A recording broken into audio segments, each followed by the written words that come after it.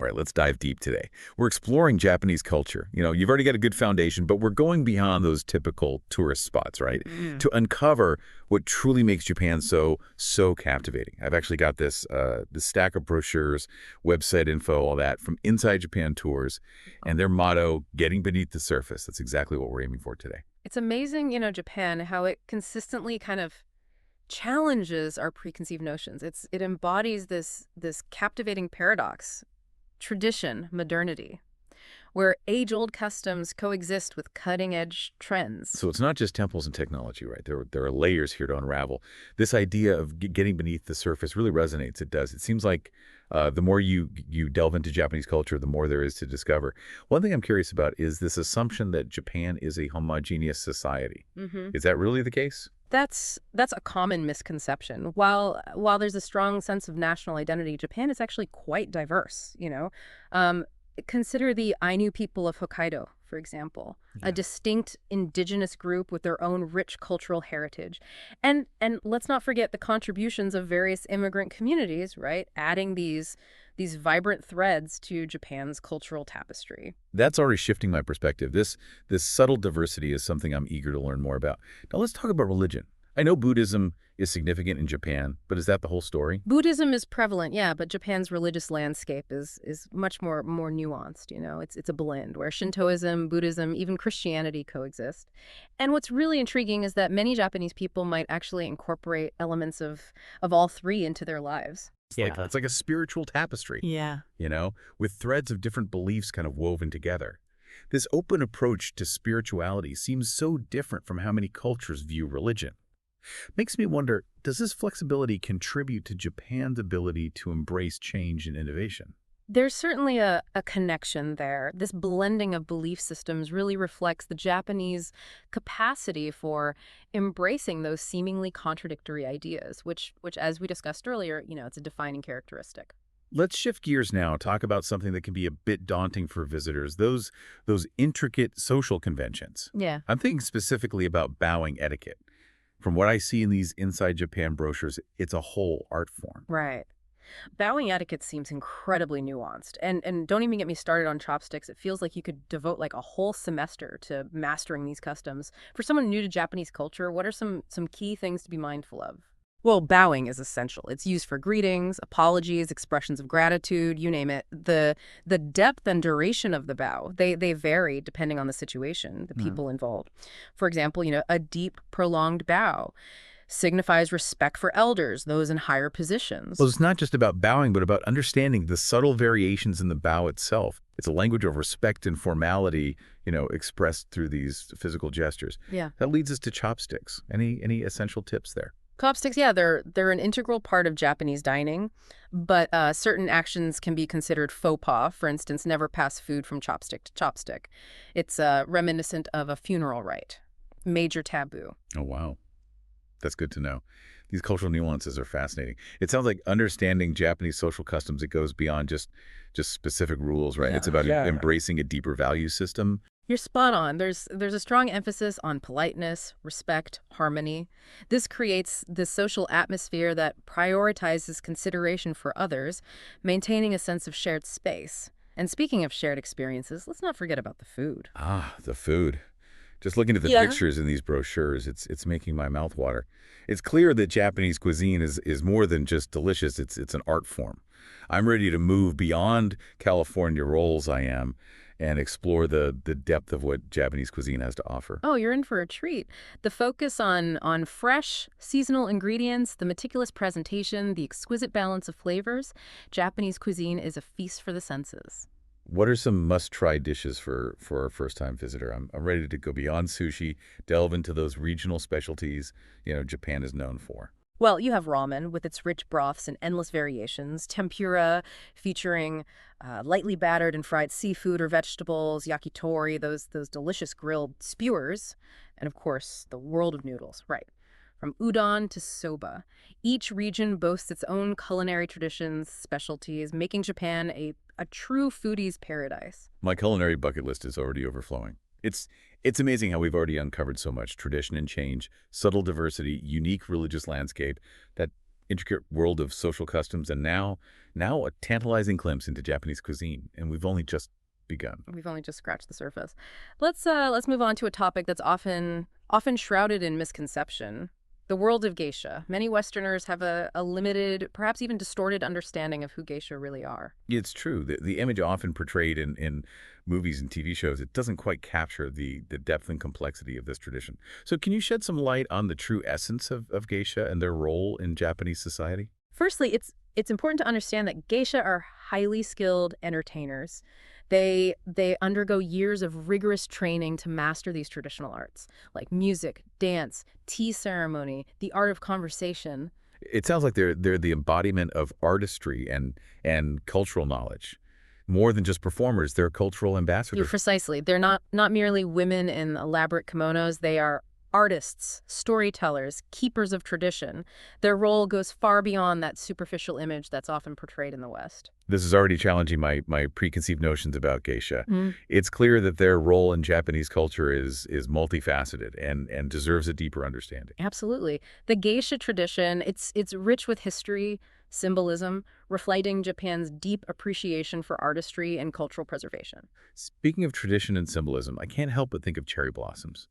They seem to be more than just beautiful flowers. They hold a special place in the Japanese heart. You're right. Cherry blossoms, they're iconic symbols of renewal, the fleeting nature of beauty, the importance of cherishing the present moment, their delicate beauty and that short blooming season. They serve as a reminder of life's impermanence, a concept that's deeply ingrained in Japanese philosophy. It's fascinating how this ties back to the paradox of tradition and change we discussed earlier. Cherry blossoms represent a tradition deeply rooted in Japanese culture, Yeah. yet they also embody the ephemeral nature of life, the constant cycle of change and renewal. Indeed. Cherry blossoms are a powerful metaphor for the Japanese worldview, where embracing change and appreciating the present moment, they're deeply intertwined. I bet the cherry blossom season is an extraordinary experience. The images I've seen of parks filled with people picnicking under a canopy of pink blossoms. It seems magical. It truly is a captivating sight. The cherry blossom season is a national obsession in Japan. People meticulously plan trips, picnics, parties to coincide with that peak blooming period. It's a time of celebration, national pride, a chance to reconnect with nature's beauty. It sounds like an unforgettable experience. This deep connection to nature and the changing seasons is something that truly resonates with me. Before we get lost in the beauty of cherry blossoms, I want to shift gears, talk about something that has captivated audiences worldwide: manga and anime. Excellent point. Manga, with its diverse storytelling, and anime, with its captivating visuals, have become global phenomena, really, Right. influencing everything from movies and fashion to music and art. It feels like anime has permeated global pop culture. From Pokemon to Studio Ghibli films, there's something for everyone. I'm curious, what is it about manga and anime that has resonated so deeply with audiences worldwide? It's a testament to the creativity and storytelling prowess of Japanese artists. Manga and anime explore this vast spectrum of genres and themes from whimsical fantasy worlds to thought-provoking social commentary. And it's not just for kids, right? I've heard of some pretty intense anime series that tackle, complex adult themes. Exactly. Manga and anime offer something for everyone, transcending age and cultural boundaries. They provide a window into Japanese culture while simultaneously exploring those universal human experiences, contributing to their widespread appeal. This deep dive into Japanese culture is proving to be an incredible journey. It's remarkable how Japan is deeply rooted in its own unique history and traditions, yet it's also incredibly influential on the global stage.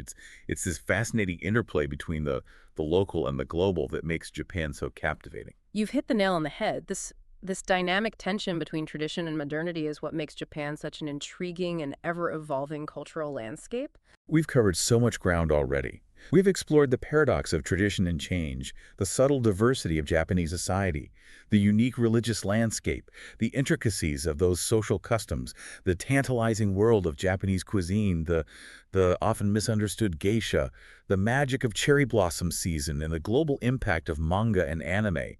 It's incredible how each of these facets intertwines to create the rich tapestry of Japanese culture. And we've we've only just begun to unravel its complexities. There are still many layers to uncover. This has been an incredible first leg of our journey. But before we delve deeper, let's take a moment to absorb these fascinating insights and prepare for even more discoveries. Join us in the next part of our deep dive as we continue to explore the fascinating world of Japanese culture. Welcome back to our deep dive into Japanese culture. We've already uncovered so much, from the vibrant diversity of Japanese society to that intriguing world of geisha. And there's still so much more to explore. We touched upon this concept of appreciating the present moment, something that seems to be deeply ingrained in Japanese culture. Can you elaborate on how this idea manifests in different aspects of Japanese life? Absolutely. From the ephemeral beauty of cherry blossoms to the meticulous attention to detail in traditional tea ceremonies, there's a deep-seated appreciation for that transient nature of life in Japan. It's like they've mastered the art of savoring each experience, recognizing the beauty in each fleeting moment. Precisely. This ties into the concept of wabi-sabi, which embraces imperfection and impermanence as essential elements of beauty. It's about finding beauty in the cracks and crevices, in the natural aging process, in the things that Western cultures might typically overlook. It's a refreshing contrast to the Western obsession with perfection and youthfulness. It's almost like a countercultural philosophy, encouraging us to appreciate the simple things, the natural cycle of life and decay. In many ways, it is. And this philosophy resonates deeply within Japanese art, architecture, and design.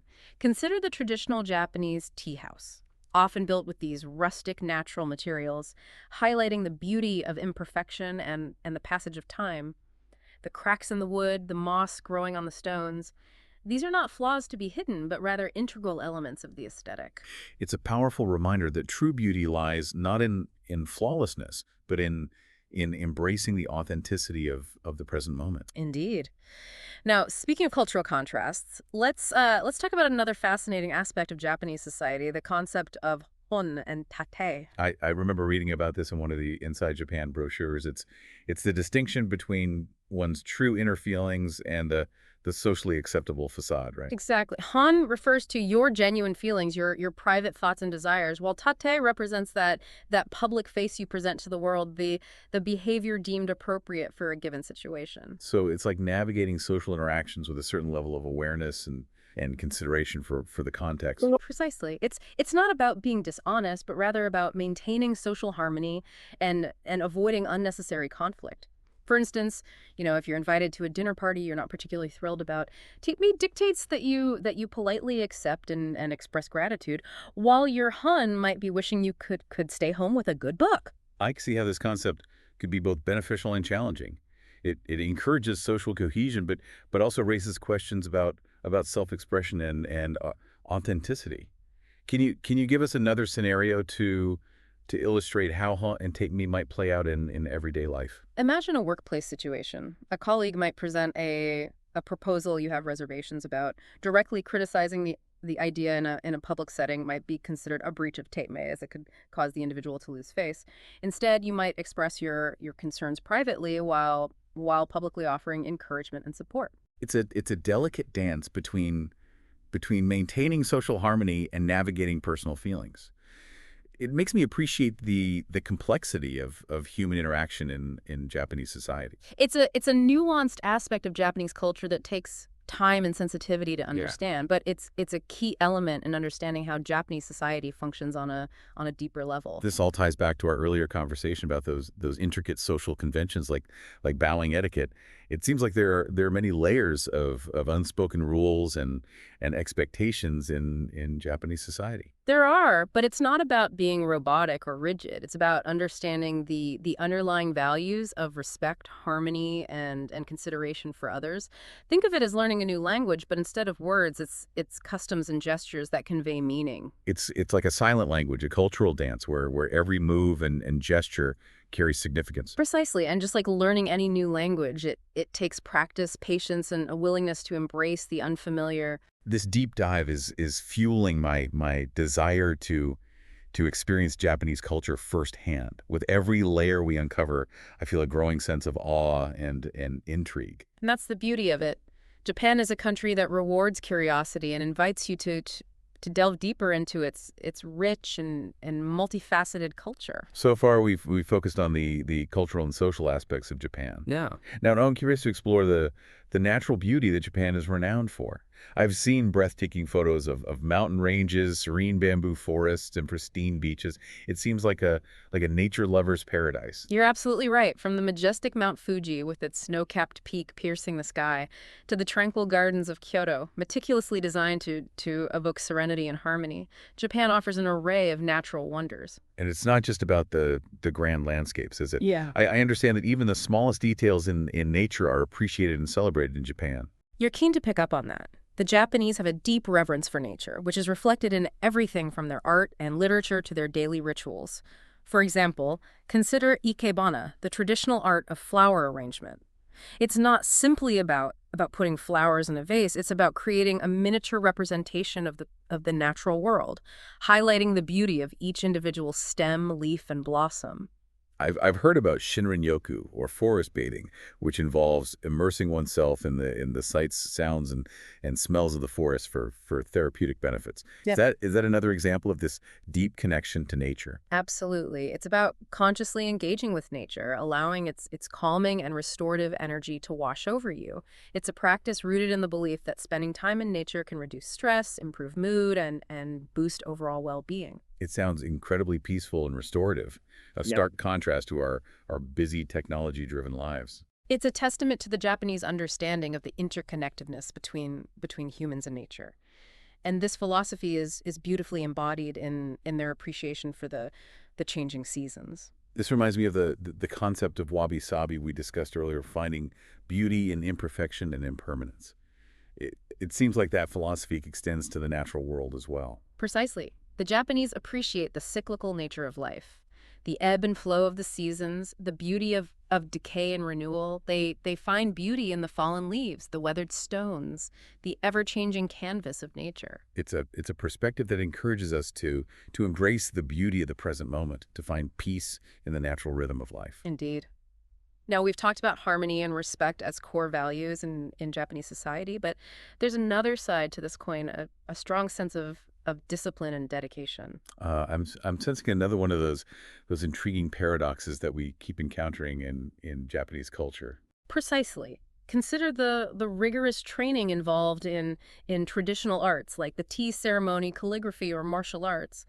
These disciplines demand immense focus, patience, and a willingness to push oneself to the limits. I've always been impressed by the precision and dedication evident in Japanese craftsmanship, whether it's a finely crafted katana sword or a delicate piece of origami. It's like they've elevated craft to an art form, a testament to their pursuit of excellence. You're right. This attention to detail and commitment to quality, they extend beyond the realm of art and craft. It's evident in their work ethic, their approach to problem solving, and their dedication to continuous improvement. It's fascinating to see how this combination of discipline and creativity has propelled Japan to become a global leader in technology and innovation.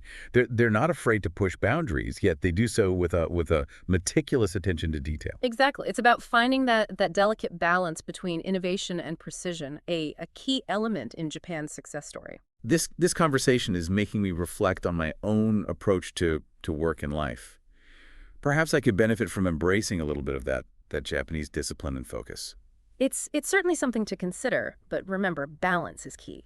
The Japanese also understand the importance of rest, relaxation, and indulging in life's simple pleasures. Speaking of relaxation, I have to ask about those legendary hot springs. I've heard so much about onsen, the traditional Japanese practice of soaking in naturally heated, mineral-rich waters. It sounds like the ultimate way to unwind and rejuvenate. Onsen is more than just a bath. It's a deeply ingrained cultural practice. Imagine immersing yourself in steaming hot water surrounded by serene natural beauty. It's about letting go of stress, connecting with nature, and allowing your body and mind to fully relax. It sounds absolutely heavenly. And it's not just a solitary experience, is it? I understand that onsen are often social spaces where people gather to connect and unwind together.